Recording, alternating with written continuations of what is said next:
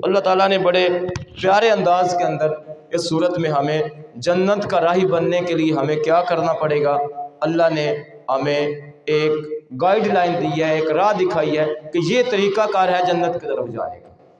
تو قرآن پاک کے اس درس سے ہم اپنے آپ کی وہ راحت متعین کریں گے کہ یہ راستہ جنتیوں کا راستہ ہے، یہ راستہ اللہ کے نیک لوگوں کا راستہ ہے، یہ راستہ ان کا راستہ ہے کہ جن کو اللہ نے جنت کا وارث کہا ہے۔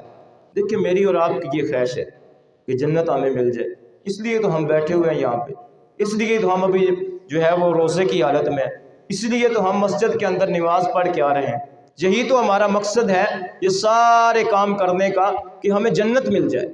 تو یہاں پہ اللہ پوری رہنمائی کر رہے ہیں کہ لوگوں اگر جنت کی طرف جانا ہے تو پھر اپنے اندر یہ خوبیاں پیدا کر لو، تم آٹومیٹکلی جنت کے راستے کے اوپر چل پڑو گے۔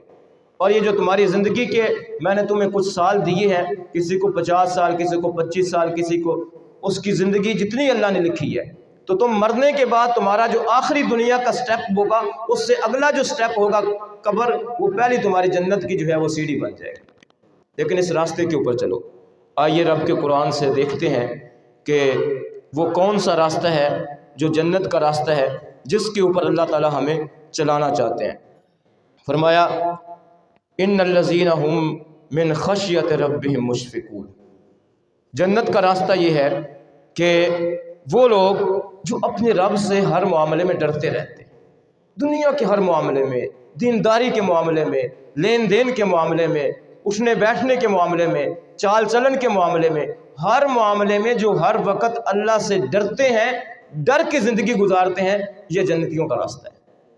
تو اپنے سارے معاملات کے اندر ہم اللہ کا خوف پیدا کریں، پہلی کوالٹی۔ دوسرا فرمایا والذین هم بآیات ربهم یؤمنون، جنتیوں کا راستہ یہ ہے کہ وہ اللہ کی آیات کو مانتے ہیں۔ ہم بآیات ربهم یؤمنون، جو رب کا کلام، رب کی آیات انہیں کہتی ہیں اس کو مان لیتے ہیں، یؤمنون، اس سے انکار نہیں کرتے، یہ جنت کا راستہ ہے۔ پھر تیسرا فرمایا والذین هم بربهم لا یشرکون، جنتی لوگ وہ ہوں گے جن کو ہم جنت دیں گے کہ جو بربهم لا یشرکون، اپنے رب کے ساتھ کسی کو شریک نہیں ٹھہراتے، یہ تیسری خوبی۔ چوتھا فرمایا والذین یؤتون ما اتوا وقلوبهم وجلۃ انہم الی ربهم راجعون، کہ وہ لوگ جنت کے وارث ہیں، وہ لوگ جنت کے راستے کے اوپر ہیں کہ جو ہم نے ان کو دیا ہے اس میں سے ہمارے راستے میں دیتے بھی ہیں، اور ان کے دل ہمیشہ ڈرے رہتے ہیں، انہم الی ربهم راجعون، کہ ہم نے اپنے رب کی طرف پلٹنا ہے۔ وہ کہتے ہیں نا کہ دل ہاتھ کار والتے دل یار وال، یہ حالت ہوتی ہے جنت والوں کی۔ جو جنت کے مسافر ہوتے ہیں وہ ہمیشہ ان کا دل جو ہوتا ہے وہ اللہ کی طرف ہوتا ہے، اور ہر وقت وہ اللہ سے ڈر رہے ہوتے ہیں کہ ہم نے اللہ کے پاس چلے جانا ہے۔ جو بھی وہ کام کر رہے ہوتے ہیں اس کے اندر ان کا مین نظریہ یہ ہوتا ہے کہ یہ جو کر رہے ہیں ہم، یہ تو عارضی ہے، یہ جس دنیا کے اوپر ہم رہ رہے ہیں یہ تو عارضی دنیا ہے، ہم نے تو اللہ کے پاس جانا ہے، ہر وقت اس تیاری کی فکر ہوتی ہے۔ فرمایا یہ جنتی لوگ ہیں، یہ جنت کے راہی ہیں۔ پھر فرمایا جنت کے راہی وہ ہیں اولئک یسارعون فی الخیرات، جو نیکیوں کے کاموں میں سبقت لے جاتے ہیں، جن کی کوشش بڑی ہوتی ہے۔ یسارعون کا مطلب ہوتا ہے دوڑ دھوپ کرنا، کوشش کرنا، تگ و دو کرنا۔ تو جنت کے جو راہی ہیں جن کو اللہ نے جنت عطا کرنی ہے، وہ نیکیوں کے اندر سبقت لے جاتے ہیں، کوشش کرتے ہیں کہ ہم زیادہ سے زیادہ نیکیاں کریں۔ اس لیے قرآن مجید نے ہمیں نظریہ دیا کہ نیکی کے کاموں میں جو ہے وہ ایک دوسرے سے سبقت لے جاؤ، فاستبقوا الخیرات، نیکی کے کاموں میں مقابلہ کرو کہ اس بندے نے یہ نیکی کا کام کیا، میں اس سے بڑا کروں گا، اس نے اتنا کام کیا تو میں اپنی استطاعت سے کے مطابق اس سے بڑا کام نیکی کا کروں گا۔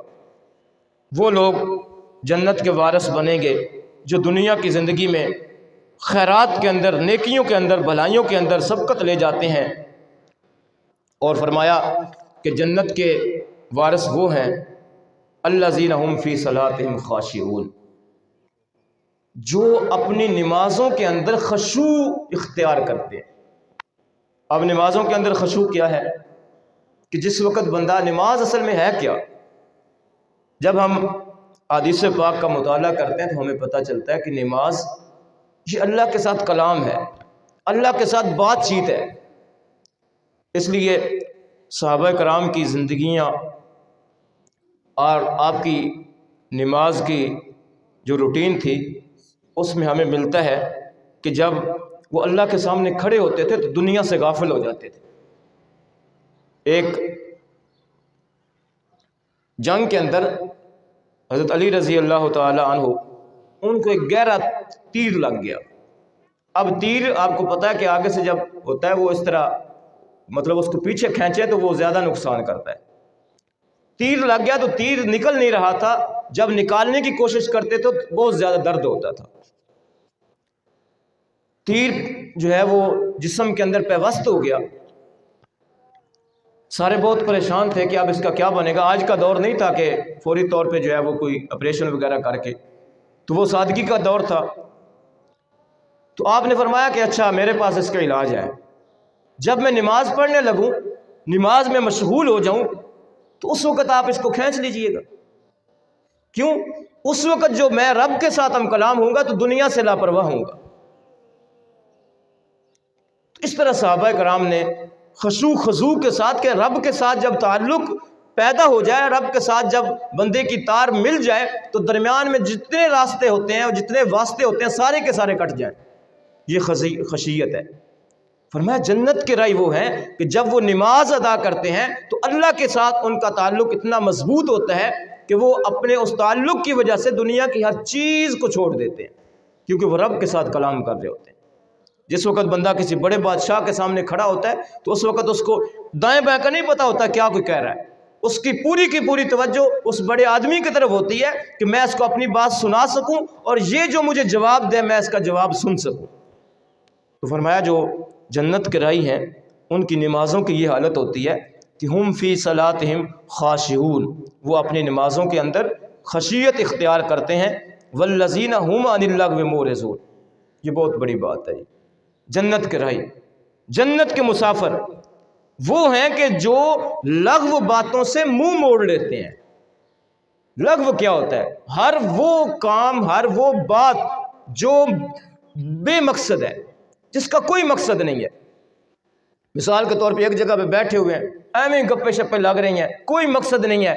अल्लाह फरमाते हैं जन्नत के राही जो होते हैं उन लग़्व बातों के अंदर बैठ के तो चस्के नहीं लेते, बल्कि हुम अनिल लग़्वि मुअरिज़ून, वो उससे इराज करते हैं। फजूल बहस से, फजूल बातों से वो अपने आप को बचा लेते हैं, उससे किनारा कशी इख्तियार करते हैं। क्यों? वो तो जन्नत के राही हैं। और लग़्व बातें जो हैं वो जन्नत से दूर करने वाली हैं, जन्नत के करीब करने वाली नहीं है। फिर फरमाया कि जन्नत के वारिस वो हैं हुम लिज़्ज़कात फ़ाइलून, जो अपनी माल के अंदर से ज़कात को अदा करते हैं। अब ज़कात को अदा करना ये बहुत ज़रूरी है। जो ज़कात अदा नहीं करता उसका माल पाक नहीं होता। इसलिए फरमाया कि जन्नत के राही अपने माल को पाक करने का बंदोबस्त करते हैं और अपने माल के अंदर से ज़कात अदा करते हैं। फिर फरमाया वल्लज़ीना हुम लिफ़ुरूजिहिम हाफ़िज़ून, जन्नत के जो राही हैं वो अपनी शर्मगाहों की हिफाजत करते हैं।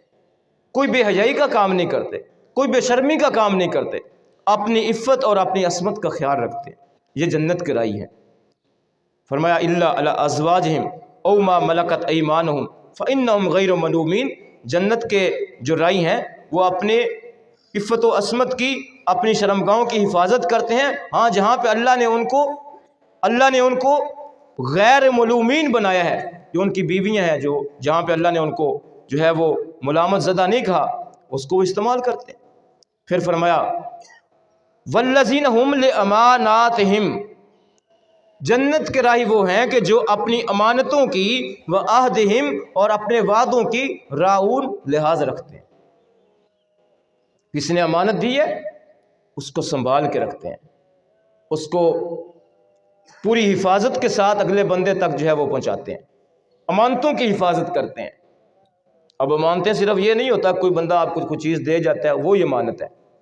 اگر زندگی میں بہت ساری ایسی چیزیں ہوتی ہیں جو ہمارے پاس امانت ہوتی ہیں لیکن ہمیں پتہ نہیں ہوتا. مثال کے طور پہ اگر کسی آپ کا کوئی بھتیجا ہے, آپ کا کوئی بھانجا ہے, آپ کی کوئی وراثت میں کسی کا حصہ آپ کے پاس موجود ہے تو وہ اس کی امانت ہے.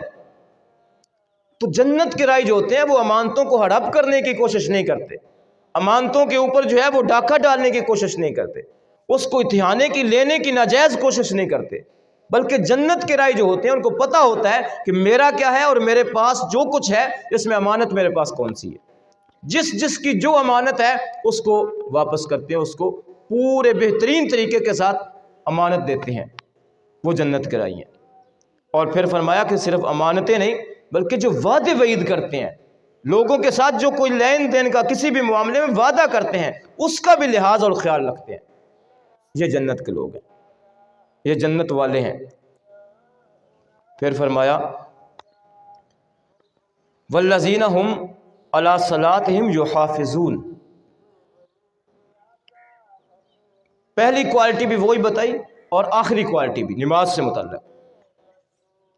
اچھا, نماز جو ہے نا یہ بہت ہی اہم اسلام کا رکن ہے جس کو چھوڑنے کی کسی حالت میں بھی جو ہے وہ گنجائش نہیں ہے.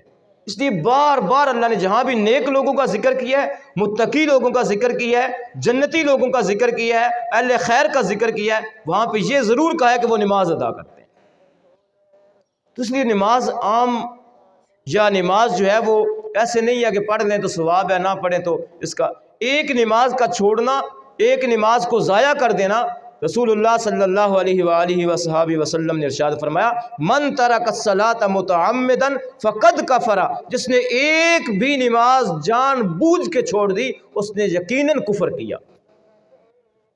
دیکھیں اب مجھے اور آپ کو کوئی بندہ کہے نا کافرہ, کوئی کافر کہے, ہم اس کے گلے پڑ جائیں گے, ہم اسے کہیں گے تو نے مجھے کافر کہا ہے, میں تمہیں کافر نظر آ رہا ہوں.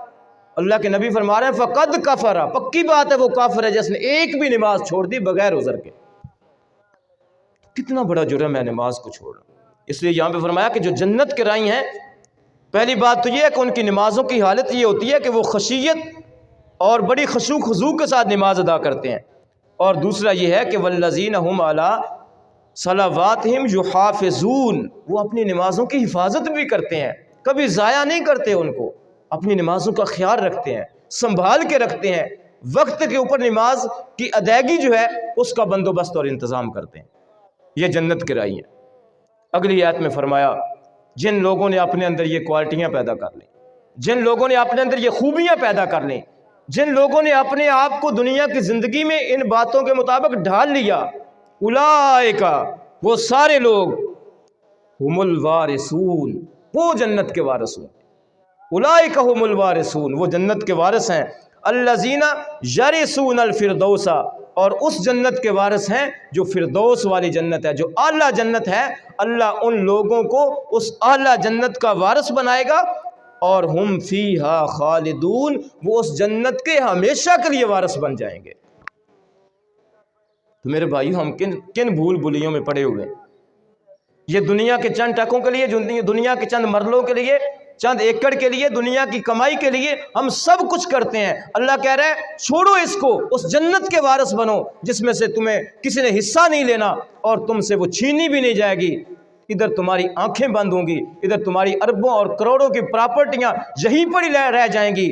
دیکھ لو قارون حامان سے لے کے آج تک جتنے بڑے بڑے بادشاہ گزرے, کس کی یہاں پہ کوئی پراپرٹی جو ہے کوئی اپنے ساتھ کوئی لے کے گیا ہو, اپنی قبر میں کوئی لے کے گیا ہو, کسی کے ساتھ اس کا سونا دفن کر دیا گیا ہو, اس کے مال جائیداد اس کی قبر میں جو ہے وہ اس کے کام آیا ہو؟ کچھ بھی نہیں ہے. یہ دنیا کی چند روزہ زندگی کا سامان دنیا کے اوپر ہی رہ جاتا ہے. اگر تم یہ چاہتے ہو کہ تمہیں جنت ملے اور ہمیشگی ملے, اور وہ جنت کی نعمتیں جو کبھی ختم نہیں ہوں گی, جو ہمیشہ رہنے والی ہیں, اس جنت کے وارث بننا چاہتے ہو تو پھر اپنے اندر یہ کوالٹیز پیدا کرو, یہ خوبیاں پیدا کرو, اور دنیا کے اندر تم نے کرنا ہے تو پھر تمہیں جنت ملنی ہے. مرنے کے بعد ٹائم نہیں ملے گا. اس لیے کس غفلت میں پڑے ہو. میں نے اتنی عالی شان تمہارے لیے جنت تیار کی ہے اور تم دنیا کے پیچھے ہی پڑے رہ گئے. تم نے دنیا کو سب کچھ اپنا بنا لیا. تمہارے 24 گھنٹے دنیا کے لیے گزرتے ہیں، تو اپنے اندر اس جنت کا بھی تو شوق پیدا کرو نا، اپنے اندر جو ہے اس جنت کی بھی تو تڑپ پیدا کرو، جس کو اللہ نے تم سے لینا نہیں ہے۔ مرنے کے بعد تم نے زندہ ہونا ہے، پھر موت کوئی نہیں ہے، ہمیشہ ہمیشہ کی زندگی ہے۔ کیا تم شیطان کے ورغلاوے میں آ کے، شیطان کی باتوں میں آ کے اس دنیا کی چند روزہ زندگی کے پیچھے پڑ گئے اور ساری اپنی صلاحیتیں اسی کے پیچھے لگاتے جا رہے ہو؟ نہیں، واپس آؤ، اس جنت کی تڑپ پیدا کرو، دنیا کے اندر رہتے ہوئے اس جنت کے حصول کے لیے ایسے اعمال کرو۔ تو پھر ہمیں اب کیا کرنا چاہیے؟ اللہ تو جنت کہہ رہا ہے کہ اس کا میں نے تمہیں وارث بنانا ہے، لیکن میں نہیں وارث بن جانا۔ دیکھنا اللہ کا کلام جو ہے یہ انسانوں کی رہنمائی کے لیے، یہ آج 18واں سپارہ ہے، 18 رمضان المبارک ہے۔ اللہ تعالیٰ ہمیں کیوں بتا رہا ہے کہ جنت کے وارث کون ہے؟ کہ بھول بھلکیوں میں نہ رہو کہ اللہ بڑا معاف کرنے والا ہے، سب کو معاف کر دے گا، ضرور معاف کرے گا، لیکن اللہ نے یہ کلام بھی تو ہمارے لیے اتاری ہے کہ لوگوں دنیا کے اوپر جب تم خود کہتے ہو کہ دو بندے ہیں، ایک بندہ محنت کرتا ہے، ایک محنت نہیں کرتا، جو محنت کرنے والا ہوتا ہے اس کو تم شاباش دیتے ہو، مزدوری دیتے ہو، جو محنت نہیں کرتا، کام چوری کرتا ہے، تم اس کو دھتکار دیتے ہو۔ تو رب تعالیٰ جو ہے اس نے بھی تو ایک نظام بنایا ہے، یہ دنیا کا آزمائش ہے۔ وَلَنَبْلُوَنَّكُمْ بِشَيْءٍ مِّنَ الْخَوْفِ وَالْجُوعِ وَنَقْصٍ مِّنَ الْأَمْوَالِ وَالْأَنفُسِ وَالثَّمَرَاتِ، یہ دنیا آزمائش کا گھر ہے، اس دنیا کے اوپر تم آزمائے جا رہے ہو، اپنی آزمائش کے اندر پورا اترنے کی کوشش کرو۔ اور یہ آزمائش کیا ہے؟ خیر اور شر کی آزمائش ہے، اچھائی اور برائی کی آزمائش ہے، نیکی اور گناہ کی آزمائش ہے۔ تو اس آزمائش کے اندر جنت کا راستہ اختیار کرو، جنت کے راستے کے اوپر چل پڑو۔ کبھی ایسے نہیں ہوا کہ آپ نے اگر منڈی باؤدین جانا ہو، آپ سرگودے کی سڑک کے اوپر چڑھ کے آپ جو ہے وہ مغرب کی طرف جا رہے ہوں، اور جانا آپ نے مشرق کی طرف ہو، آپ مغرب کی طرف منہ کیے ہوں، جتنا بھی آپ سفر مغرب کی طرف منہ کر کے کرتے جائیں گے، کبھی آپ مطلوبہ شہر منڈی باؤدین نہیں پہنچ سکیں گے، کیونکہ سمت ہی غلط ہے۔ تو جب ہماری زندگی کی سمت ہی غلط ہوگی، ہماری زندگی کا جو ہے وہ پورے کا پورا جو ہے نظام ہی غلط ہوگا، تو پھر جنت کی راہ کیسے بنے گی؟ سورہ مومنون ہمیں دعوت دیتی ہے، واپس آئیے، پلٹیے جنت کی طرف، اللہ کی رضا کی طرف، اللہ کی خوشنودی کی طرف، اس راستے کے اوپر چل پڑیں جو سیدھا جنت کی طرف جاتا ہے۔ اور اللہ نے پورا پورا راستہ بتا دیا کہ کون سا جنت کا راستہ ہے، اس کے برعکس جو راستہ ہے وہ جہنم کا راستہ ہے۔ تو میں اور آپ یہ فکر کریں، کیا ہم جنت کے راستے کے اوپر چل رہے ہیں یا جہنم کے راستے کے اوپر چل رہے ہیں؟ جہاں جہاں پہ ہمارا کردار، ہماری گفتار، ہمارا چال چلن جنت کے راستے والا ہے، اس پہ اللہ کا شکر ادا کریں، الحمدللہ کہیں، اور اس کے اوپر مزید مضبوط ہو جائیں۔ وہ ہمارے اعمال، وہ ہمارا کردار، وہ ہماری گفتار جو جہنم کے راستے والی ہے، وہاں سے اپنے آپ کو ٹرن لے کے فوری طور پہ جنت کے راستے کی طرف چل پڑے، تو ضرور اللہ تعالیٰ انشاءاللہ ہمیں اس اپنی جنت سے نوازے گا جس کا اس نے مومنوں کو وارث بنانا ہے۔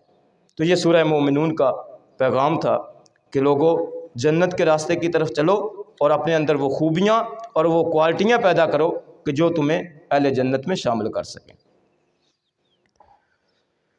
اس کے بعد سورہ نور ہے، نور، سبحان اللہ۔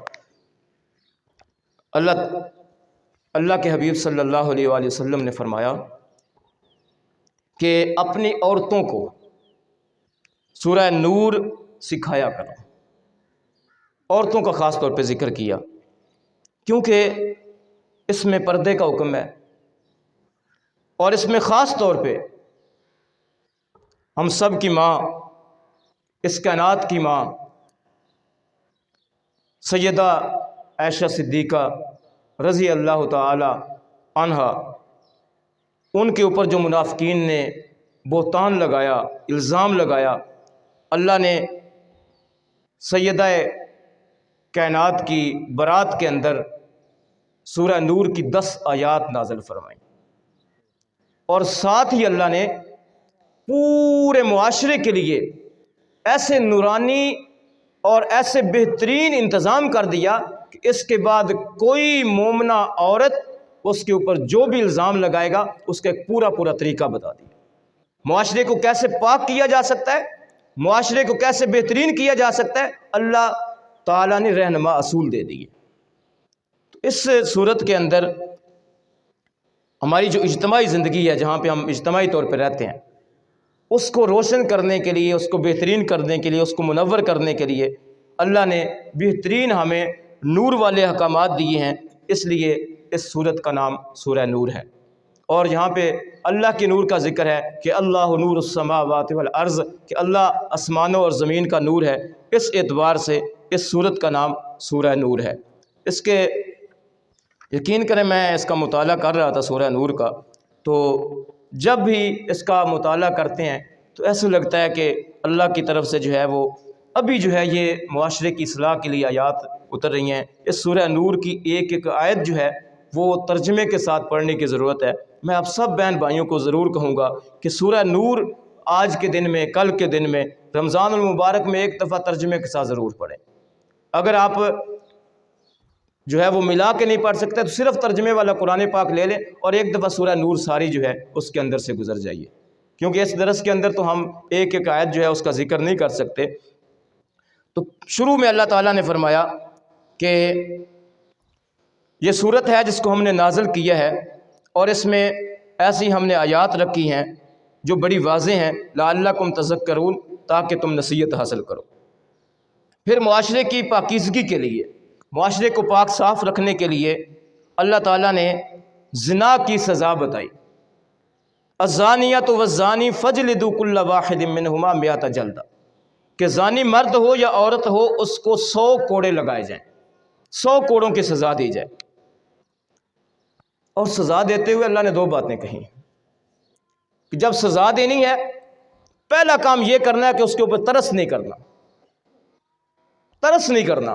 وَلَا تَأْخُذْكُمْ بِهِمَا رَأْفَةٌ فِي دِينِ اللَّهِ، یہ اللہ کے دین کا معاملہ ہے، کسی کی عزت اور عصمت جو ہے وہ لوٹنا، اللہ فرماتے ہیں یہ دین کا معاملہ ہے اور اس لیے اس دین کے معاملے کے اندر کسی کے اوپر ترس نہ کیا جائے۔ ان کنتم تؤمنون باللہ والیوم الآخر، اگر تم اللہ اور یوم آخرت پہ یقین رکھتے ہو تو زانی مرد اور زانیہ عورت کو سزا دیتے ہوئے 100 کوڑے مارتے ہوئے کسی قسم کا ترس نہ کیا جائے، سخت سزا دی جائے۔ کیوں؟ وہ انسان نہیں ہے؟ تو اس نے جو ظلم کیا ہے اللہ نے اس کو کتنی بہترین جو ہے راستہ دیا کہ تم نکاح کرو، اور نکاح کرنے کے بعد اللہ ایک ایسا معاہدہ تمہیں دے دے گا، اللہ ایک ایسا پاک دامنی کا نظام تمہیں دے دے گا جس نظام کے اندر تم گھر کے بادشاہ اور تمہاری بیوی ملکہ ہوگی۔ اور دیکھیں نا، اسلام نے زنا سے منع کیا، نکاح کی ترغیب دی۔ اللہ کے پیارے حبیب صلی اللہ علیہ وآلہ وصحبہ وسلم نے فرمایا کہ النکاح من سنتی فمن راغب عن سنتی فلیس منی، نکاح میری سنت ہے، جس نے میری سنت سے اعراض کیا، جس نے کہا میں نے نکاح نہیں کرنا، میں نے نکاح نہیں کرنا، اللہ کے حبیب نے فرمایا فلیس منی، اور میرا اس کے ساتھ کوئی تعلق نہیں ہے۔ کیوں اتنے سخت الفاظ ہیں؟ کہ نکاح جو ہے یہ معاشرے کی پاکیزگی کا ذریعہ ہے، اس لیے زنا کی سزا مقرر کی اور نکاح کی ترغیب دی۔ اور جس وقت نکاح اصل میں کیا ہے؟ نکاح اسلام کا ایک اہم ستون ہے جس کے ذریعے سے ایک ایسا معاشرہ تشکیل پاتا ہے جہاں پہ بچوں کی بہترین تعلیم اور تربیت کا بندوبست ہوتا ہے، جہاں پہ لوگوں کی عفت اور عصمت محفوظ ہوتی ہے۔ اس لیے فرمایا گیا کہ جو اس دائرے سے باہر نکلتا ہے، معاشرے کو خراب کرنے کی کوشش کرتا ہے، تو اس کے لیے سزا مقرر کی 100 کوڑے۔ اور فرمایا کہ جب سزا دینے لگو تو اس میں کسی کے اوپر کوئی ترس نہ کھایا جائے۔ اور دوسرا یہ کہا کہ جب سزا دینی ہے وَلْيَشْهَدْ عَذَابَهُمَا طَائِفَةٌ مِّنَ الْمُؤْمِنِينَ، مومنوں کی ایک بہت بڑی جماعت ہو، اس کے سامنے سزا دی جائے۔ تو اب اگر اس ایک اعتبار سے ہم دیکھیں تو ہم کہیں گے کیا اسلام بندے کو جو ہے وہ ذلت کی موت مارنا چاہتا ہے؟ قرآن پاک نے حکم دیا کہ لوگوں کے سامنے مومنوں کی ایک جماعت موجود ہو، اس کے سامنے ان کو 100 کوڑے مارے جائیں، ترس نہ کھایا جائے۔ اصل میں اللہ اس معاشرے کو پاک کرنا چاہتے ہیں ان ناسوروں سے کہ جو اس معاشرے کی پاکیزگی کا خیال نہیں رکھتے، اور جب لوگوں کے سامنے سزا دینے کی بات ہوگی تو پھر باقی معاشرے کو اسے سبق سیکھنے کا موقع ملے گا۔ اگر آپ اندر ہی اندر سے جو ہے اس کو ایک کمرے کے اندر جو ہے کوڑے لگا دیتے ہیں تو معاشرہ پاک نہیں ہوگا۔ یہ انسان کی فطرت ہے کہ یہ ڈر سے سنبھلتا ہے، یہ انسان کی فطرت ہے، یہ شوق دلانے سے سنبھلتا ہے۔ تو شوق بھی قرآن پاک کے اندر دلایا گیا اور ساتھ ہی سزا کا بھی تعین کیا گیا۔ دیکھیں نا، جن معاشروں کے اندر سزا کا عنصر موجود ہے وہاں پہ جرائم کم ہے۔ جہاں پہ چوری پہ اسلام کے مطابق، اسلام کی تعلیمات کے مطابق سزا موجود ہے وہاں چوریاں نہیں ہوتی۔ جہاں پہ زنا کے اوپر جو ہے وہ سزا نافذ ہے وہاں پہ جو ہے وہ اس طرح کی جو ہے وہ فحاشی کے کام نہیں ہوتے۔ تو اس لیے اللہ تعالیٰ اس معاشرے کو پاک کرنے کے لیے سورہ نور کے اندر زانی مرد اور زانیہ عورت کے لیے 100 کوڑوں کی سزا کا جو ہے وہ اللہ تعالیٰ حکم فرما رہے ہیں۔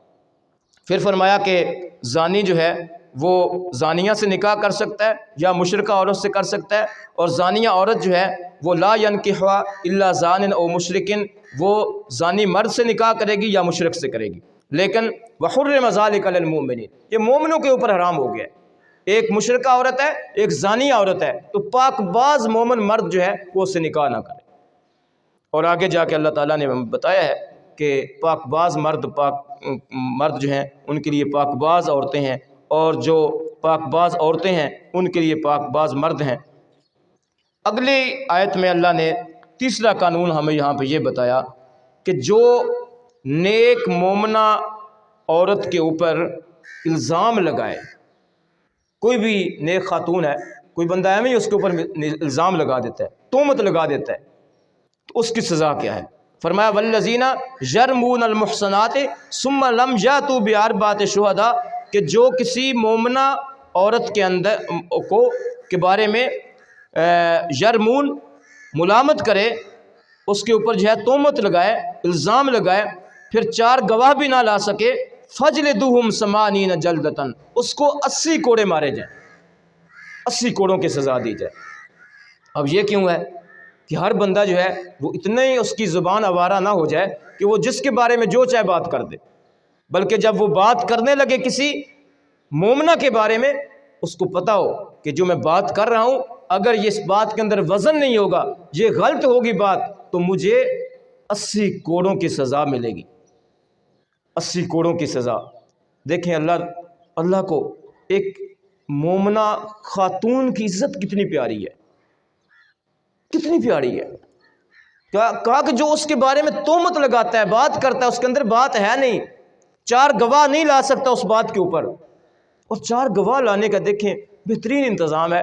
اب ایسا تو کوئی بندہ بے حیا نہیں ہے کہ وہ 4 بندوں کے سامنے کوئی گناہ کرے، تو اس لیے اسلام نے ایسا طریقہ کار اختیار کیا کہ ہر بندہ جو ہے وہ سزا میں نہ آئے، بلکہ وہ جو غلیظ قسم کا انسان ہے اس کو تو سزا ضرور ملنی چاہیے جو اس معاشرے کو تباہ کر رہا ہے۔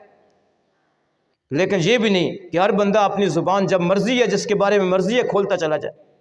یہاں پہ سزا کا تعین کیا گیا کہ جو الزام لگائے، تہمت لگائے، اور پھر 4 گواہ نہ لا سکے، اس کو 80 کوڑوں کی سزا دی جائے۔ ولا تقبل لهم شہادۃ ابدا، اس سے کسی قسم کا عذر قبول نہ کیا جائے۔ واولئک هم الفاسقون، کیونکہ ایسے لوگ اللہ کے نافرمان ہیں اور ان کو سزا ملنی چاہیے۔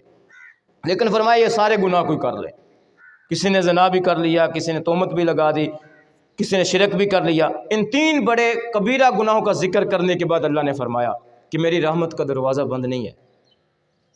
اگر کسی سے گناہ ہو جائے، الا الذین تابوا من بعد ذلک، جس نے ان گناہوں کے بعد توبہ کر لی، شرک بھی کر لیا، جو ہے وہ بہتان بھی لگا دیا، زنا بھی کر لیا، لیکن اس کے بعد توبہ کر لی، توبہ کے ساتھ وَأَصْلَحُوا، اپنے عمل کی اصلاح بھی کر لی۔ اب توبہ کیا ہے؟ توبہ کی کچھ شرائط ہیں جو حدیث پاک کے اندر ہے۔ ایک شرط یہ ہے توبہ کی کہ توبہ کرنے کے بعد آئندہ وہ گناہ چھوڑ دیا جائے، اپنے اعمال کی اصلاح کر لی جائے، اور وہ گناہ نہ کرنے کا پکا ارادہ کر لیا جائے۔ تو یہاں پہ فرمایا کہ جس نے توبہ کر لی اور اپنے عمل کی اصلاح کر لی، فَإِنَّ اللَّهَ غَفُورٌ رَحِيمٌ، اللہ بھی اسے معاف کر دے گا۔ اس نے اللہ سے صلح کر لی، اللہ کا نافرمان تھا، جہنم کے راستے کے اوپر چل رہا تھا، اس نے اللہ سے صلح کی تو اللہ نے کہا صلح ہوگی، ان اللہ غفور الرحیم، اللہ نے تجھے معاف کر دیا۔ اللہ بڑا معاف کرنے والا ہے۔ یہ مغفرت کا عشرہ گزر رہا ہے، تو اس میں خاص طور پہ اللہ سے ہمیں اپنے گناہوں کی معافی جو ہے طلب کرنی چاہیے، کیونکہ اللہ تعالیٰ معاف کرنے والے ہیں۔ اور یہاں پہ ہمیں 3 کبیرہ گناہوں کے بعد اللہ نے اپنے صفت غفور الرحیم کا ذکر کرتے ہوئے ہمیں یہ حوصلہ دیا، انسان اے میرے بندے کوئی بات نہیں، زندگی میں گناہ ہو جاتا ہے، اگر ہو گیا ہے گناہ تو اللہ سے چپ کے جو ہے وہ چھپ کے صلح کر لو، اللہ تمہیں معاف کر دے گا۔ پھر اللہ نے فرمایا کہ وہ مرد اور عورت، وہ میاں بیوی جو اپنے بارے میں الزام لگاتے ہیں، مرد بیوی پہ الزام لگاتا ہے، بیوی مرد پہ الزام لگاتی ہے، تو ان کے لیے پھر یہ ہے کہ ظاہر جب ان کی زندگی اس طرح کی اجیرن ہو گئی ہے، مشکل ہو گئی ہے، ایک دوسرے پہ الزام لگاتے رہتے ہیں، تو وہ ایک دوسرے کے اوپر لعنت ملامت کر کے ہمیشہ کے لیے الگ ہو جائیں، جس کو لیان کہتے ہیں، ایک دوسرے کے اوپر لعنت کا، اس کا یہاں پہ اللہ تعالیٰ نے طریقہ بتایا۔ دوسرے رکوع کا آغاز ہوتا ہے اس واقعے کے ساتھ، ان الذین جاؤوا بالافک عصبۃ منکم، اللہ فرماتے ہیں کہ وہ جو جھوٹ اور بہتان گھڑ کے لائے تھے وہ تمہیں میں سے کچھ لوگ تھے، لا تحسبوه شرا لکم، اللہ اکبر، بل هو خیر لکم، اللہ فرماتے ہیں اس کو اپنے لیے برا نہ سمجھیں، بلکہ بل هو خیر لکم، یہ جو واقعہ افک ہے جو سیدہ کائنات عائشہ صدیقہ رضی اللہ تعالی عنہ کے اوپر تہمت لگائی گئی، یہ بظاہراً تو بڑا شر والا کام تھا، لیکن اللہ فرماتے ہیں ہم شر کے کام کے اندر سے خیر کو نکالتے ہیں، یہ تمہارے لیے بہتر ہے۔ کیسے بہتر ہے؟ کہ اللہ نے اس ایک واقعے کے ذریعے سے پورے اسلامی معاشرے کے لیے ایسی گائیڈ لائن دے دی، ایسی ہدایات دے دی کہ قیامت تک کے لیے اللہ تعالیٰ نے ماؤں بہنوں بیٹیوں کی عزتوں کے بارے میں اللہ نے قانون بنا دیے اس ایک واقعے کے پیچھے۔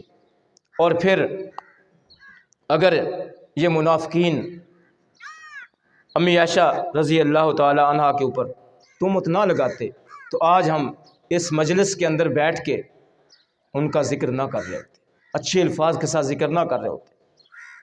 تو واقعہ کچھ اس طرح ہوا کہ نبی پاک صلی اللہ علیہ وآلہ وصحبہ وسلم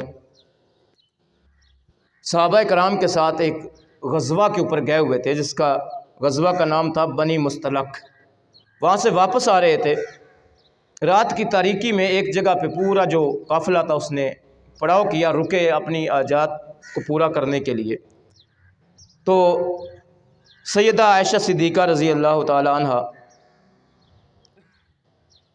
اپنی ضرورت رفع حاجت کے لیے ذرا دور چلی گئیں۔ ظاہر ہے نبی پاک صلی اللہ علیہ وآلہ وسلم کی جو ازواج مطہرات ہیں، ان کی جو عفت و عصمت اور ان کی جو پاکیزگی اور ان کی جو حیا والی بات ہے، وہ تو اس کائنات کے اندر جو ہے سارے انسانوں اور ساری جو خواتین ہیں اس سے زیادہ ہے۔ تو آپ ذرا دور چلی گئیں، تو آپ کے آنے سے پہلے وہ جو قافلہ تھا وہ رخصت ہو گیا۔ اس وقت ایک رواج تھا کہ چونکہ لوگ اونٹوں کے اوپر، گھوڑوں کے اوپر جو ہے وہ سوار ہوتے تھے اور چھوٹی چھوٹی ضرورت کی چیزیں ساتھ ہوتی تھی، یہ تو نہیں ہوتا تھا کہ کھانا پکانا ہے تو آگے ہوٹل ہوگا وہاں سے کھانا کھا لیں گے، ساری ضروریات اگر مہینے کا سفر تو مہینے کا پورا بندوبست کر کے نکلتے۔ تو ایک آدمی پیچھے ہوتا تھا جو پیچھے قافلے کے پیچھے چلتا تھا کہ کسی کی کوئی چیز گر جائے یا رہ جائے پیچھے تو وہ اس کو اٹھا لے، یہ دستور تھا۔ تو حضرت صفوان رضی اللہ تعالیٰ عنہ بڑے مخلص صحابی تھے، بڑے نیک صحابی تھے، تو ان کی یہ ڈیوٹی تھی کہ وہ پیچھے آئیں گے۔ تو جس وقت حضرت عائشہ صدیقہ رضی اللہ تعالیٰ عنہ رفع حاجت سے فارغ ہو کے وہاں پہ پہنچی تو قافلہ جا چکا تھا۔ آپ وہیں پہ بیٹھ گئے کہ قافلے والے جب دیکھیں گے آگے جا کے میں ساتھ نہیں ہوں، کوئی بندہ واپس آئے گا تو مجھے ساتھ لے جائے گا، میں اکیلی جو ہے وہ کہاں پہ جاؤں گی۔ تو پیچھے حضرت صفوان جو تھے وہ جب وہاں پہنچے تو انہوں نے دیکھا کہ یہ تو رسول اللہ کی بیوی ہیں، کیونکہ آپ کا جو تھا جس پردے کے اندر آپ ہوتی تھی وہ مخصوص تھا۔ تو انہوں نے آپ کو ساتھ لیا اور اس قافلہ بہت آگے جا چکا تھا، آپ کو ساتھ لے کے اپنے سواری کے اوپر سوار کر کے مدینہ چلے گئے۔ جب مدینہ گئے تو اس وقت صبح ہو چکی تھی اور وہاں پہ یہ باتیں ہو رہی تھیں کہ حضرت عائشہ جو ہے وہ قافلے سے پیچھے رہ گئی ہیں۔ منافقین جو تھے انہوں نے یہودیوں کے ساتھ مل کے پورا پلان کیا ہوا تھا کہ آج ہم نبی مہربان صلی اللہ علیہ وآلہ وسلم کی بیویوں کے اوپر بھی جو ہے وہ انگلیاں اٹھائیں گے۔ جب آپ مدینہ میں پہنچے تو آگے اسی سازش کے تحت انہوں نے ایک بہت بڑا جو ہے وہ قیامت برپا کی ہوئی تھی، نعوذ باللہ، کہ سیدہ عائشہ رضی اللہ تعالیٰ عنہ یہ حضرت صفوان کے ساتھ جو ہے انہوں نے مطلب کہ پیچھے رہ گئی تھی، اس طرح کی باتیں کی۔ تو اللہ تعالیٰ فرماتے ہیں کہ ان الذین جاؤ بالافک، یہ سراسر جھوٹ اور بہتان ہے جس کو یہ لوگ بیان کر رہے ہیں۔ اور پھر جب ایسا واقعہ ہو گیا، منافقین نے باتیں کرنا شروع کر دیں اور ایک ایسا جو ہے وہ بدتمیزی کا طوفان اٹھایا کہ ہر مسلمان مومن کے پاس جا کے انہوں نے ان کو جو ہے وہ اس بات کے بارے میں جو ہے وہ ورگلانے کی کوشش کی۔ حالات جو ہے وہ کافی خراب ہو گئے۔ اب دیکھیں، میں جب یہ پڑھ رہا تھا تو میں سوچ رہا تھا کہ اللہ نے تو نبی کو بھی معاف، اللہ تعالیٰ کے نبی کو بھی لوگوں نے معاف نہیں کیا، آپ کی بیویوں کو بھی معاف نہیں کیا، ان کے بارے میں بھی لوگ ایسے جو ہے وہ بے بنیاد باتیں کرتے رہے۔ لیکن اللہ تعالیٰ نے آپ کی عفت اور عصمت اور آپ کی برات کا اعلان کیا۔ تو جب ایسی باتیں ہونا شروع ہو گئیں تو نبی مہربان صلی اللہ علیہ وآلہ وسلم کے پاس بھی آ کے لوگ کہتے کہ یہ کیا کیا عائشہ نے، یہ کیا ہو گیا آپ کے خاندان کے ساتھ، آپ کی بیوی نے کیا کر دیا؟ تو اللہ کے نبی صلی اللہ علیہ وآلہ وسلم بڑے پریشان تھے۔ حضرت عائشہ فرماتی ہیں کہ آپ گھر میں آتے مجھ سے بولتے نہیں تھے، آپ گھر میں آتے اپنی ضرورت پوری کرتے، کھانا وغیرہ کھاتے چلے جاتے، بولتے نہیں تھے۔ ایک دن میں نے پوچھا یا رسول اللہ میں پھر اپنے میکے چلی جاؤں؟ تو آپ نے فرمایا چلی جاؤ۔ کہتی ہیں کہ جب اللہ کے حبیب نے یہ بات کی تو میری جان نکل گئی، لیکن میں روتی رہی اور میں میکے چلی گئی۔ میں اپنے ماں باپ کے پاس گئی، ابو بکر کے پاس گئی، اپنی ماں ام سلمہ کے پاس گئی، تو وہ بھی میرے ساتھ ناراض تھے کہ رسول اللہ کی عزت کا بھی خیال نہیں کیا۔ کہتے ہیں کہ کافی دن روتے ہوئے گزر گئے، سارے پریشان تھے، ماں اپنی جگہ پہ پریشان، ابو بکر باپ اپنی جگہ پہ پریشان، اور رحمت للعالمین نبی اپنی جگہ پہ پریشان، اور منافق ہیں کہ ان کو جو ہے وہ بات ملی ہوئی ہے اور پورے مدینے کے اندر جو ہے انہوں نے ڈنڈورا پیٹا ہوا ہے۔ تو کہتی ہیں کہ ایک دن اللہ کے نبی تشریف لے آئے، میں اپنے والدین کے گھر میں تھی، آپ تشریف لائے، مجھے بلایا، میں نے سمجھا کہ آج کوئی جو ہے وہ برات کا اعلان ہونے والا ہے۔ میں آئی تو میرے ساتھ جو ہے وہ میرے باپ بھی بیٹھ گئے، میری ماں بھی بیٹھ گئی۔ تو رسول اللہ صلی اللہ علیہ وآلہ وسلم نے بات کو شروع کیا، کہتے ہیں کہ مجھے کہتے ہیں عائشہ یہ میں کیسی باتیں سن رہا ہوں، اگر تجھ سے کوئی گناہ ہو گیا ہے تو اللہ سے توبہ کرو، اور اگر تجھ سے کوئی گناہ نہیں ہوا تو اللہ ضرور جو ہے تمہاری برات کا اعلان کرے گا۔ کہتی ہیں جب آپ نے یہ بات کی نا کہ گناہ ہو گیا تو توبہ کرو، تو میں نے کہا کہ اے اللہ کے نبی آپ کو میرے اوپر یقین نہیں ہے؟ کہتے ہیں کہ فرمایا کہ میں یہی کہہ رہا ہوں کہ اگر آپ کے بارے میں ایسی بات نہیں ہے تو اللہ ضرور جو ہے وہ آپ کی برات کا اعلان کرے گا۔ پھر کہتے ہیں کہ میں نے اپنے والد حضرت ابو بکر کو مخاطب کیا کہ والد محترم آپ رسول اللہ کی بات کا جواب دیجئے۔ تو والد محترم کا یہ جواب تھا کہ میں اب اس بات کا کیا جواب دے سکتا ہوں، اس بات کا جواب تو اللہ نہیں دینا ہے۔ پھر کہتے ہیں میں نے اپنی ماں حضرت ام رومان کو کہا کہ ماں جی آپ ہی اس بات کا جواب دیجئے رسول اللہ کو۔ تو ماں کا بھی وہی جواب تھا کہ میں اب اس کا کیا جواب دوں۔ کہتے ہیں کہ جب تینوں بڑے جو میرے سامنے، ایک خامد، ایک ماں اور ایک باپ، تینوں بڑے رشتے میرے سامنے تھے، تینوں نے جب جو ہے وہ انکار کر دیا تو کہتی ہے میں روتی ہوئی ایک کونے میں چلی گئی اور میں اللہ سے رو رو کے گڑ گڑا کے یہ کہتی کہ یا اللہ تجھے تو پتہ ہے میں تو پاک صاف ہوں، تو میرے قریبی جو رشتہ دار ہیں، میرے جو سر کے تاج ہیں، انہوں نے بھی جو ہے وہ واضح طور پہ میری برات کا اعلان کرنے سے کہہ دیا کہ آپ اللہ سے توبہ کرو، گناہ ہو گیا۔ کہتی ہیں پھر ایک مہینہ گزر گیا، ایک مہینہ پورا منافقین نے ڈنڈورا پیٹا ہوا ہے کہ یہ دیکھیں خاندان نبوت، یہ دیکھیں نبی کی بیوی نے کیا کر دیا، نعوذ باللہ۔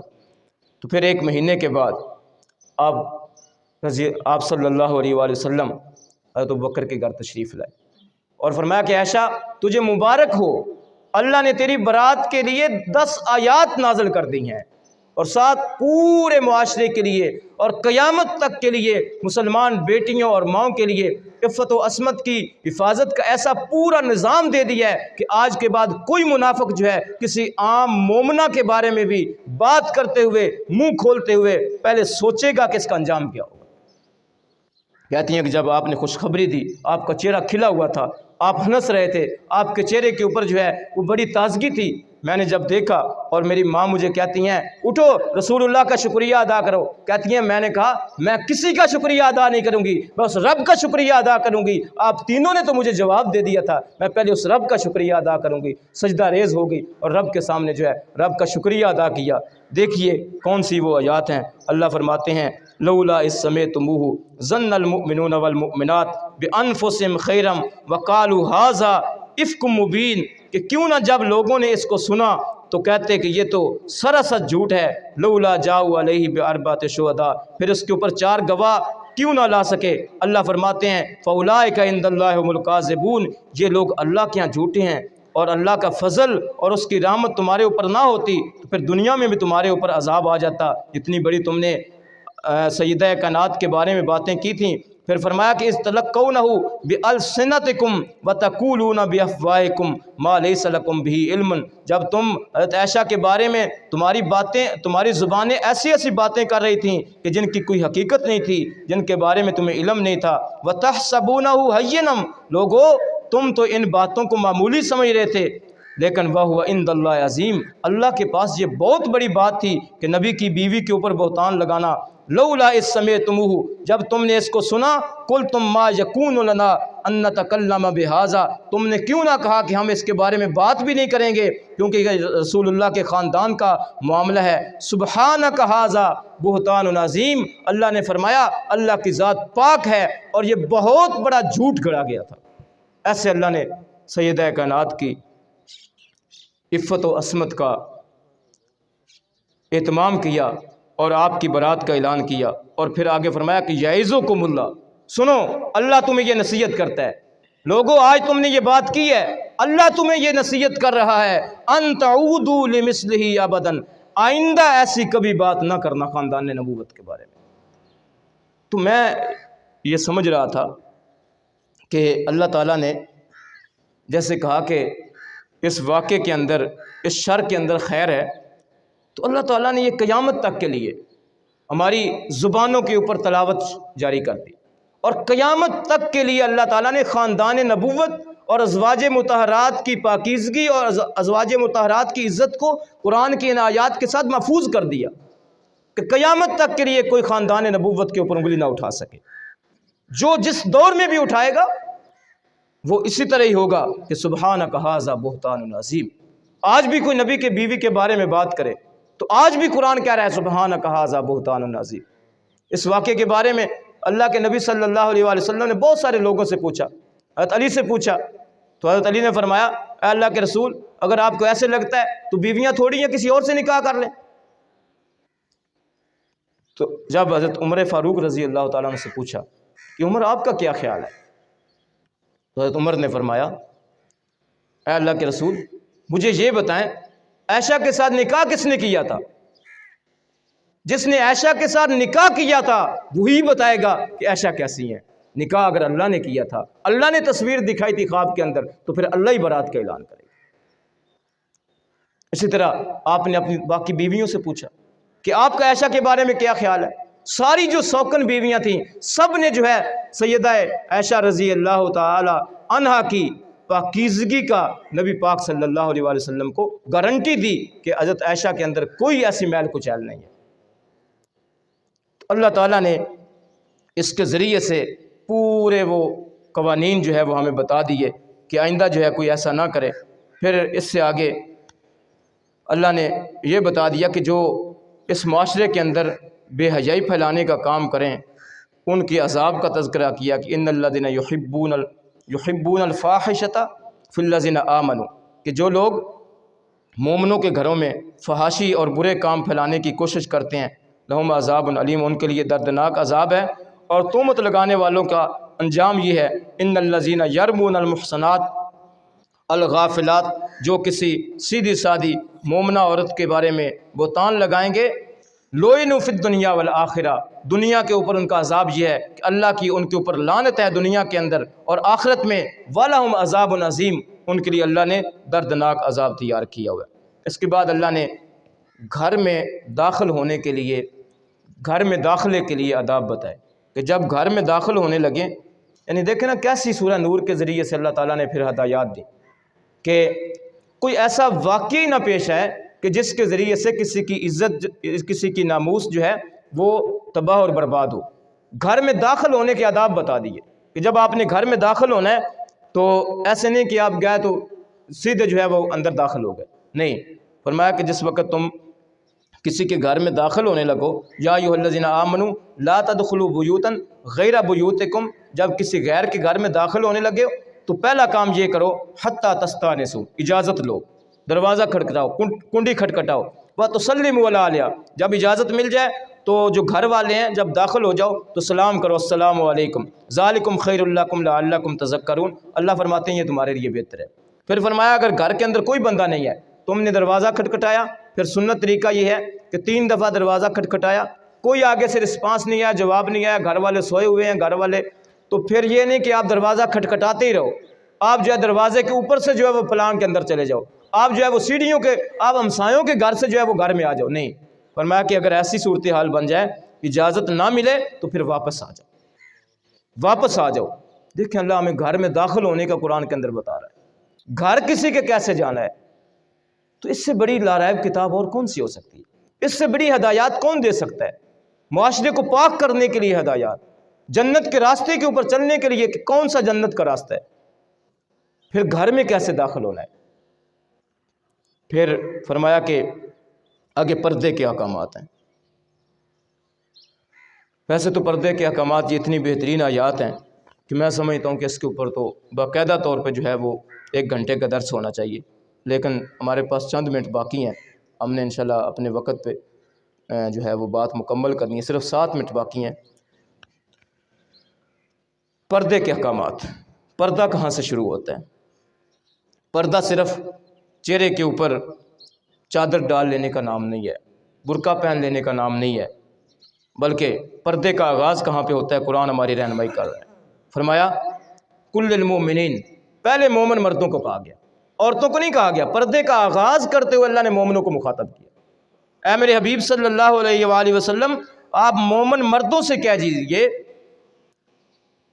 یغضوا من ابصارہم، اپنی نظروں کو جھکا لیں۔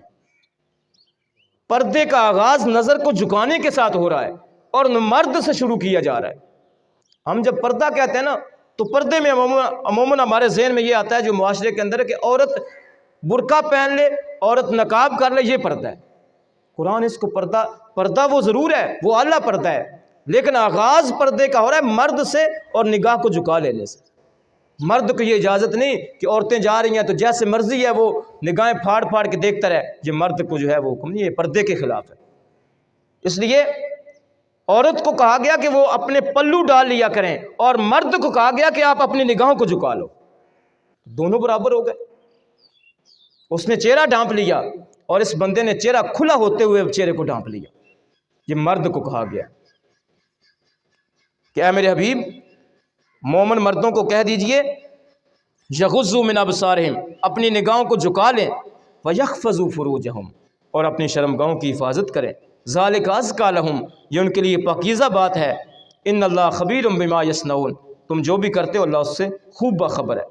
پھر دوسرے نمبر پہ فرمایا وکل المؤمنات، میرے حبیب مومنہ عورتوں سے بھی کہہ دیجئے یغضضن من ابصارہن، وہ بھی اپنی نگاہوں کو جھکا لیں، ویحفظن فروجہن، اور اپنی نگاہوں اپنی شرمگاہوں کی حفاظت کریں، ولا یبدین زینتہن، اپنی زیب و زینت کو ظاہر نہ کریں، ایسا لباس نہ پہنیں جس سے ان کی زیب و زینت جو ہے وہ ظاہر ہو، الا ما ظہر منہا، جو اللہ نے ظاہر کر دیا ہے، وَلْيَضْرِبْنَ بِخُمُرِهِنَّ عَلَى جُيُوبِهِنَّ، اور جب گھر سے باہر نکلیں تو اپنے چہروں کے اوپر اوڑھنیاں جو ہے وہ اوڑھ لیا کریں، وَلَا يُبْدِينَ زِينَتَهُنَّ، اور اپنی زیب و زینت ظاہر نہ کیا کریں مگر محرم رشتوں کے سامنے۔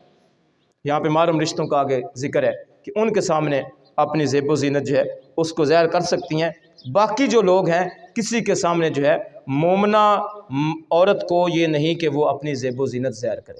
زیب و زینت میں اللہ نے فرمایا جو اللہ نے ظاہر کر دی ہے، مثلا ایک عورت ہے اس نے گھر میں رہنا ہے تو اب اس کا چہرہ جو ہے ہر وقت وہ نقاب میں نہیں رہ سکتی، ہاتھوں کے اوپر ہر وقت وہ دستانے پہن کے نہیں رہ سکتی، پاؤں کے اوپر ہر وقت جرابیں پہن کے نہیں رہ سکتی۔ اس لیے اللہ نے فرمایا جو اللہ نے ظاہر کر دی ہے اس کے علاوہ باقی اپنے پورے جسم کو ڈھانپ کے رکھیں، اور کوئی ایسا جو ہے وہ لباس نہ پہنے جس سے زینت ظاہر ہو، جسم کے اعضاء ظاہر ہو۔ مرد کے لیے بھی یہی حکم ہے، عورت کے لیے بھی یہی حکم ہے۔ اور فرمایا کہ یہ جو کرے گا، یہ کیوں اللہ تمہیں کہہ رہا ہے کہ لعلکم تفلحون، تاکہ تم کامیاب ہو جاؤ، تاکہ تم کامیاب ہو جاؤ۔ پھر آگے اللہ نے نکاح کے کچھ مسائل کا ذکر کیا ہے، اور آخر میں اس سورت کے آخر میں بارگاہ نبوی میں حاضر ہونے کے لیے آداب کا ذکر کیا ہے۔ سچی بات یہ ہے کہ اللہ کے پیارے حبیب صلی اللہ علیہ وآلہ وسلم بارگاہ نبوی میں بے ادبی جو ہے یہ بندے کو ایمان سے خارج کر دیتی ہے۔ تو اس لیے اللہ نے قرآن پاک کے اندر اپنے پیارے حبیب صلی اللہ علیہ وآلہ وسلم کے ادب سکھایا ہے کہ آپ نے کیسے اللہ کے رسول کا ادب کرتا ہے۔ دو باتیں خاص طور پہ یہاں پہ بتائیں۔ پہلی بات کہ جس وقت تم اللہ کے نبی کی مجلس کے اندر جاؤ تو اجازت لیے بغیر نہ جایا کرو، اور پھر جب اللہ کے نبی صلی اللہ علیہ وآلہ وسلم کی مجلس میں چلے جاؤ تو وہاں سے واپسی بھی خود نہ آ جایا کرو، اللہ کے نبی سے اجازت لیا کرو کہ یا رسول اللہ میں جا سکتا ہوں۔ اللہ کے نبی اجازت دیں تو واپس جاؤ، نہ دیں تو واپس نہ جاؤ۔ یہ صحابہ کرام کو جو ہے ادب سکھایا جا رہا ہے کہ یہ نہیں کہ جب آپ کا دل کرے اللہ کے نبی کی مجلس میں چلے جائیں، جب دل کرے واپس آ جائیں، جاتے ہوئے بھی اجازت لیں۔ اور پھر اللہ نے اپنے نبی صلی اللہ علیہ وآلہ وسلم کے گھر میں خاص طور پہ جب آپ گھر میں موجود ہوں، وہ آگے ہمارے درس میں آئے گا، گھر میں جب موجود ہوں تو گھر میں موجود ہوتے ہوئے بلانے کا بھی طریقہ بتایا کہ جیسے تم عام گھروں کے پاس جاتے ہو، باہر جا کے کہتے ہو کہ اے فلاں بہرا، ایسے نہیں کرنا میرے نبی کے ساتھ۔ میرے نبی کی ذات اور میرے نبی کی عظمت جو ہے وہ بہت بلند ہے۔ میرے نبی عام لوگوں کی طرح نہیں ہے کہ جیسے تم عام لوگوں کو بلاتے ہو تم ایسے میرے نبی کو بلاتے۔ پھر بلانے کا طریقہ جو ہے اللہ نے بتایا، اور یہاں پہ فرمایا انما کان قول المؤمنین اذا دعوا الی اللہ ورسولہ لیحکم بینہم ان یقولوا سمعنا واطعنا، کہ مومن جو ہیں ان کی صورتحال تو یہ ہے کہ جس وقت ان کو اللہ اور اس کے رسول کی طرف بلایا جاتا ہے تو وہ بڑے دھیان سے بات کو سنتے ہیں اور اطاعت بھی کرتے ہیں، اور یہی لوگ کامیاب ہیں۔ اور فرمایا کہ لا تجعلوا دعاء الرسول کدعاء بعضکم بعضا، اے لوگو تم جیسے ایک دوسرے کو پکارتے ہو ایسے میرے نبی کو نہ پکارو۔ تو ادب رسول یہ ایمان کا حصہ ہے۔ باادب با نصیب، بے ادب بے نصیب۔ اگر رسول اللہ صلی اللہ علیہ وآلہ وسلم، ازواج مطہرات، صحابہ کرام، ان پاک ہستیوں کا ادب نہیں ہوگا، اہل بیت کا ادب نہیں ہوگا، تو پھر آپ ایسے سمجھیں کہ ہمارا ایمان مکمل نہیں ہے۔ اس لیے اللہ نے یہاں پہ پوری جو ہے وہ تفصیل بیان کی ہے آخری رکوع کے اندر۔ آپ اس کو جو ہے وہ گھر جا کے ترجمے کے ساتھ پڑھ سکتے ہیں۔ تو اللہ نے فرمایا کہ الا ان للہ ما فی السماوات والارض، یہ ادب رسول ذکر کرنے کے بعد آخری آیت میں فرمایا کہ یہ ساری باتیں جو ہوئی ہیں یہ اللہ کی طرف سے ہیں، اور اللہ وہ ہے جس کی آسمان و زمین کے اندر حکومت ہے، اسی کا جو کچھ آسمانوں اور زمین میں ہے۔ قد یعلم ما انتم علیہ، وہ جانتا ہے تم کیا ہو، ویوم یرجعون الیہ، جس دن تم اس کی طرف لوٹائے جاؤ گے، فینبئہم بما عملوا، جو کچھ تم نے کیا ہے اللہ خوب تمہیں اس کے بارے میں بتا دے گا۔ نامہ اعمال تیار ہو رہا ہے، واللہ بکل شیء علیم، اور اللہ ہر چیز پہ علم رکھنے والا ہے، ہر چیز پہ قادر ہے۔ تو ان ہدایات کے ساتھ سورہ نور کا اختتام ہوتا ہے۔ کل انشاءاللہ ہم اپنے درس میں سورہ فرقان اور اس کے ساتھ سورہ شعراء، اور اس طرح سورہ شعراء سے آگے سورہ نمل، اس کا درس ہوگا، جس میں اللہ نے خاص طور پہ رحمان کے بندے جو ہیں، ایک رحمان کے بندے، دوسری طرف شیطان کے بندے، جو رحمان کے بندے ہیں ان کا ذکر کیا ہے کہ رحمان کے بندے کون سے ہوتے ہیں۔ تو کل انشاءاللہ رحمان کے بندوں کا ذکر ہوگا۔ ہم اپنے آپ کو رحمان بندوں کے ساتھ جو ہے وہ شامل کرنے کے لیے قرآن ہمیں کیا تعلیمات دیتا ہے، یہ انشاءاللہ جو ہے وہ درس میں شامل ہوگا۔ تو آپ سب سے میری یہ درخواست ہے، یہ میں روز ہی کہتا ہوں کیونکہ میری ڈیوٹی ہے، اگر میں نہیں کہوں گا تو پھر شاید میں اپنی ڈیوٹی سے غفلت کر رہا ہوں۔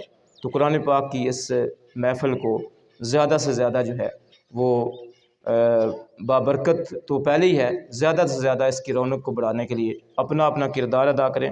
جو آپ کے دوست احباب اس محفل سے محروم ہیں ان کو یہاں پہ لائیں۔ دیکھیں اللہ کا کلام لوگوں کی ہدایت کے لیے موجود ہے، ہم ہیں کہ غفلت میں پڑے ہوئے ہیں۔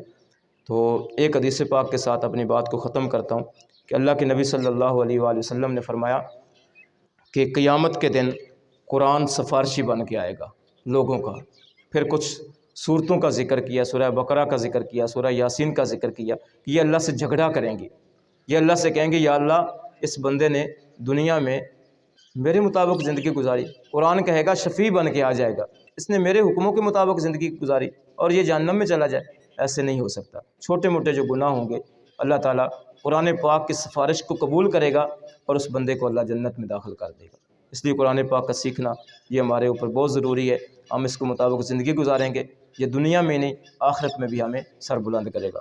اللہ پاک سے ہم یہ دعا کرتے ہیں کہ اللہ پاک ہماری اس توفیق کو برقرار رکھے اور اللہ تعالیٰ ہمیں قرآن پاک کی سمجھ عطا فرمائے۔